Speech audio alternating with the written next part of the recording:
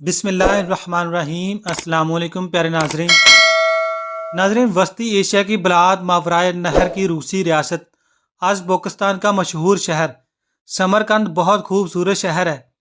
इस अजीमशान शहर को फतह करने वाले मशहूर मुस्लिम जर्नैल और कायद कतीबा बिन मुस्लिम बाहली थे। वो 49 हिजरी में इराक के शहर बसरा में पैदा हुए। महज 47 साल की उम्र में वो इस जहान फ़ानी से रुखसत हो जाते हैं और 96 हिजरी में अज़्बकिस्तान में उनकी कब्र बनती है। कतीबा के वालिद बहुत बड़े फौजी अफसर थे। हम कह सकते हैं कि कतीबा की तरबियत घोड़ों की पीठ पर हुई थी। समरकंद अज़्बकिस्तान का दूसरा बड़ा शहर है। इस शहर की अपनी एक तारीख है। समरकंद का मानी ज़मीन का किला है। कतीबा बिन मुस्लिम बाहली के बारे में इतना जान लीजिए कि इनके जिस्म में चैन न था। वो हर वक्त अपने आप को घोड़े पर सवार देखना चाहते थे। अल्लाह ही बेहतर जानता है कि उन्होंने कितनी फतूहात की। 87 हिजरी में कतीबा बिन मुस्लिम ने अमवी दौरे हुकूमत में समरकंद को फतह किया और इस पर इस्लाम का झंडा लहराया। नाजरीन, ये सैयदना उमर बिन अब्दुल अजीज़ रहमतुल्लाह ताला अलैह के अहद खिलाफत में होने वाला एक नहायत मुनफरद नौयत का वाक़या है। आप हैरान होंगे कि दुनिया में ऐसे आदिल हुक्मरान भी गुजरे हैं। फतह समरकंद इस्लामी तारीख का नाकाबिले फरामोश वाक़या है जिसे सुनकर आपके रोंगटे खड़े हो जाएंगे। लिहाजा इस वाक़या को पूरा ज़रूर सुनिएगा। अगर वीडियो पसंद आए तो इसको लाइक, शेयर और चैनल को भी सब्सक्राइब कर दीजिएगा। नाज़रीन, समरकंद से तवील सफ़र तय करके आने वाला कासद सल्तनत इस्लामिया के हुक्मरान उमर बिन अब्दुल अजीज़ से मिलना चाहता था।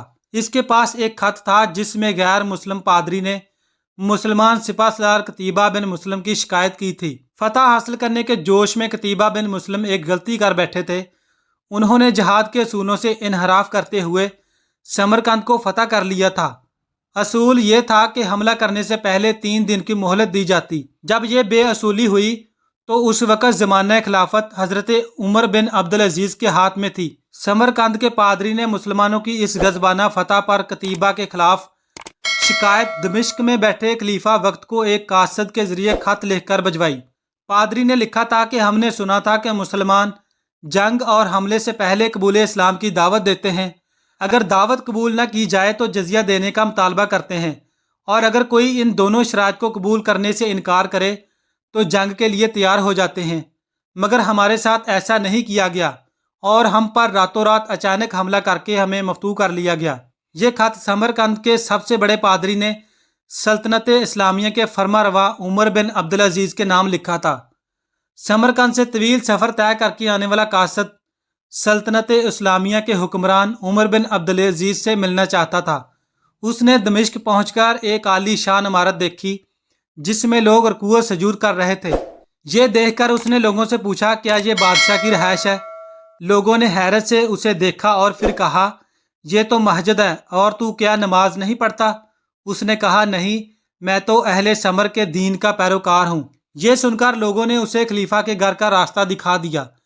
कासद लोगों के बताए हुए रास्ते पर चलते हुए खलीफा के घर जा पहुंचा तो क्या देखता है कि एक शख्स दीवार से लगी सीढ़ी पर चढ़कर छत की लपाई कर रहा है और नीचे खड़ी एक औरत गारा उठाकर उसे दे रही है। वो जिस रास्ते से आया था वापस उसी रास्ते से उन लोगों के पास जा पहुंचा जिन्होंने उसे रास्ता बताया था। उसने लोगों से कहा, मैंने तुमसे इस्लामी सल्तनत के बादशाह का पता पूछा था, ना कि इस मफलूकल हाल शख्स का जिसके घर की छत भी टूटी हुई है। लोगों ने कहा, हमने तुझे पता ठीक ही बताया था, वही हाकिम वक्त उमर बिन अब्दुल अजीज़ का घर है। कासद पर मायूसी छा गई और बेदिली से दोबारा उसी घर पर जाकर दस्तक दी। जो शख्स कुछ देर पहले तक लपाई कर रहा था वही अंदर से नमूदार हुआ। कासद ने अपना तारफ कराया और खत उमर बिन अब्दुल अजीज़ को दे दिया। उमर बिन अब्दुल अजीज़ ने खत पढ़कर उसी खत की पुष्ट पर लिखा, उमर बिन अब्दुल अजीज़ ने समरकंद में तैनात अपने आमल के नाम लिखा कि एक काजी का तकर्रर करो जो पादरी की शिकायत सुने। मोहर लगाकर खत वापस कासद को दे दिया। समरकंद वापस लौटकर कासद ने खत का जवाब और मुलाकात का अहवाल जब पादरी को सुनाया तो पादरी पर भी मायूसी छा गई। उसने सोचा, क्या ये वो खत है जो मुसलमानों के इस अजीम लश्कर को हमारे शहर से निकालेगा? उन्हें यकीन था कि कागज़ का ये टुकड़ा उन्हें कोई फ़ायदा नहीं पहुंचा सकेगा, मगर कोई और रास्ता भी ना था। चुनाचे खत लेकर डरते डरते अमीर लश्कर और हाकिम समरकंद कतीबा बिन मुस्लिम के पास पहुंचे। कतीबा ने खत पढ़ते ही फौरन एक काजी का तयन कर दिया जो इसके अपने खिलाफ समरकंदियों की शिकायत सुन सके। काजी ने पादरी से पूछा, क्या दावा है तुम्हारा? पादरी ने कहा, कतीबा ने बगैर किसी पेशगी इतला के हम पर हमला किया। ना तो इसने हमें इस्लाम कबूल करने की दावत दी थी और ना ही हमें किसी सोच विचार का मौका दिया था। काजी ने कतीबा को देखकर पूछा, क्या कहते हो तुम इस दावा के जवाब में? कतीबा ने कहा, काजी साहब, जंग तो होती है फरेब और धोखा से ही। समरकंद एक अजीम मुल्क था। इसके करबो जवार के कम तर मुल्कों ने ना तो हमारी किसी दावत को मानकर इस्लाम कबूल किया था और ना ही जजिया लेने पर तैयार हुए थे, बल्कि हमारे मुकाबले में जंग को तरजीह दी थी। समरकंद की ज़मीनें तो और भी सर सब्जो शादाब और ज़ोर आवर थीं। हमें पूरा यकीन था कि ये लोग भी लड़ने को ही तरजीह देंगे। हमने मौका से फ़ायदा उठाया और समरकंद पर कब्जा कर लिया। काजी ने कतीबा की बात को नज़रअंदाज करते हुए दोबारा पूछा, कतीबा, मेरी बात का जवाब दो। तुमने इन लोगों को इस्लाम कबूल करने की दावत, जजिया या फिर जंग की खबर दी थी? कतीबा ने कहा, नहीं काजी साहब, मैंने जिस तरह पहले ही अर्ज कर दिया है कि हमने मौका से फ़ायदा उठाया था। काजी ने कहा, तो गोया आपने अपने कसूर का इतराफ़ कर लिया है। अब आगे काजी के अल्फाज पर गौर करें। रब्बुल आलमीन ने इस उम्मत की मदद सिर्फ इस वजह से की है कि इसने दीन की इत्बा की और धोखा दही से इजतनाब किया। खुदा की कसम, हम अपने घरों से जहाद के लिए निकले हैं। हमारा मकसद ज़मीन पर कब्जा जमाना नहीं है, ना ही हक के बगैर वहाँ हुकूमत करना हमारा मकसद था।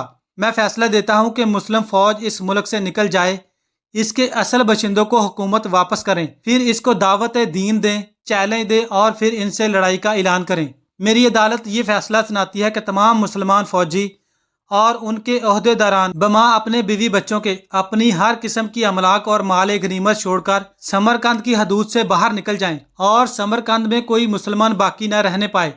अगर इधर दोबारा आना भी हो तो बगैर किसी इतलाओ दावत के और 3 दिन की सोच विचार की मोहलत दिए बगैर न आया जाए। पादरी जो कुछ देख रहा था और सुन रहा था वो नाकाबिले यकीन था। चंद लम्हों की ये अदालत, ना कोई गवाह और ना ही दलीलों की ज़रूरत। और तो और काजी भी अपनी अदालत को बर्खास्त करके कतीबा के साथ ही उठकर जा रहा था और चंद घंटों के बाद ही समरकंदियों ने अपने पीछे गर्दो गुबार के बादल छोड़ते हुए लोगों के काफिले देखे जो शहर को वीरान करके जा रहे थे। लोग हैरत से एक दूसरे से सबब पूछ रहे थे और जानने वाले बता रहे थे कि अदालत के फैसले की तामील हो रही थी। ढलते सूरज की रोशनी में लोग एक दूसरे से सरगोशियां करने लगे कि ये कैसा मजहब है और कैसे पैरोकार हैं।